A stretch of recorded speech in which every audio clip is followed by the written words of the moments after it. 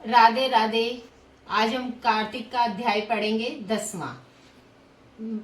वक्त में शास्त्र और पुराणों में कहा गया है कि कार्तिक के बारे में बताते हुए कि पूजा करने से भी भगवान शिव को उतनी प्रसन्नता नहीं होती जितना कि कार्तिक महीने में स्नान करने मात्र से होती है। इसलिए सभी पापों से मुक्ति पाने के लिए, भगवान वासुदेव की प्रीति पाने के लिए प्रत्येक मनुष्य को कार्तिक स्नान जरूर करना चाहिए। पूरे कार्तिक के महीने में स्नान ना कर सके तो कम से कम 3 या 5 दिन का स्नान जरूर करना चाहिए। अंतिम 5 दिन पंच बिखु व्रत से पूरे कार्तिक व्रत का फल भी प्राप्त किया जा सकता है।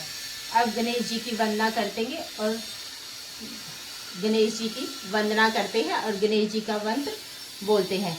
3 लोक चूदा भवन तेरी जय जयकार, हे गणपति गण देवता हर लो दुख अपार। बोलो गणेश जी महाराज की जय। 10वां अध्याय शुरू करते हैं।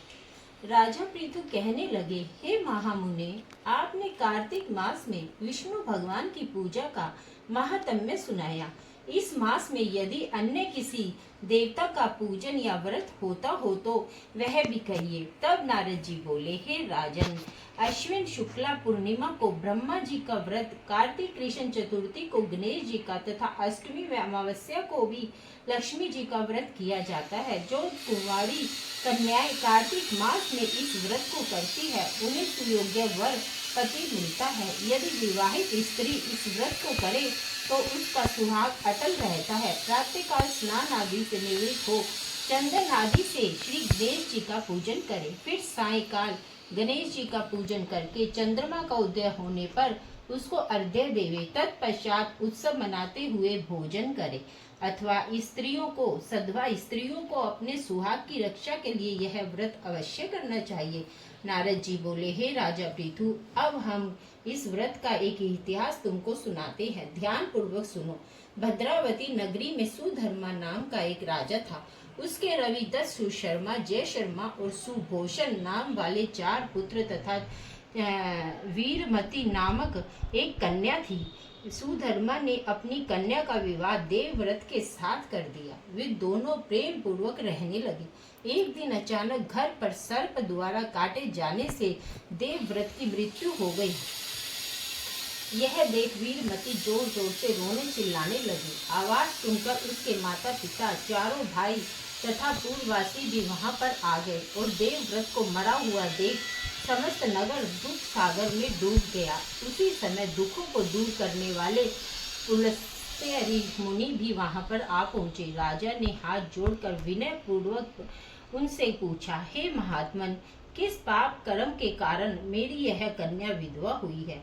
तब पुलस्त्य ऋषि ने कहा, हे राजन, कार्तिक मास में श्री गणेश चतुर्थी का व्रत न करने के कारण ही यह कन्या वैधव्य को प्राप्त हुई है। फिर पुलस्त्य ऋषि जी ने कहने लगे कि एक समय दैत्यों के नाश का उपाय खोजने के लिए ब्रह्मा, विष्णु, महेश तथा इंद्र आदि सब देवता एकत्रित हुए। उस समय ब्रह्मा जी ने कहा कि श्री गणेश चतुर्थी का व्रत संपूर्ण दैत्यों का विनाश करने वाला है।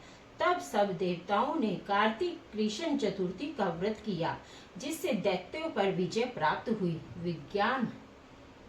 विजय के बाद समस्त देवताओं ने गणेश जी से कहा कि वर मांगो। तब गणेश जी ने कहा कि जो स्त्री कार्तिक कृष्ण चतुर्थी का व्रत करे उसका पति चिरंजीव तथा जो न करे वह विधवा हो। अतः समस्त स्त्रियों को यह व्रत अवश्य करना चाहिए। पुलस्त्य मुनि बोले, हे राजन, तुम्हारी कन्या ने इस व्रत को नहीं किया था, इसी कारण वह विधवा हुई है। यदि अब भी वह यह व्रत को करे तो उसका मृत पति जीवित हो सकता है। इतना कहकर पुलस्त्य मुनि चले गए।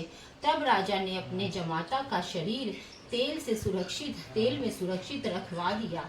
इसके बाद जब कार्तिक मास आया तो उसकी कन्या ने विधिवत व्रत करके उद्यापन में ब्राह्मणों को दान दक्षिणा देकर उन्हें संतुष्ट किया, जिसके प्रभाव से उसका मृतक पति पुनः जीवित हो गया। नारद जी कहते हैं, हे राजा पृथु, सौभाग्यवती स्त्रियों को अपने सुहाग की रक्षा के लिए तथा संतान प्राप्ति के लिए यह व्रत अवश्य करना चाहिए। इति श्री 10वां अध्याय समाप्तम। ये कार्तिक मातम का 10वां अध्याय था जो आपने सुना है।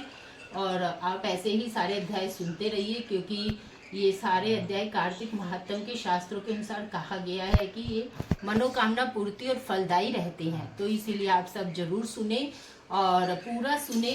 धन्यवाद आपका। राधे राधे।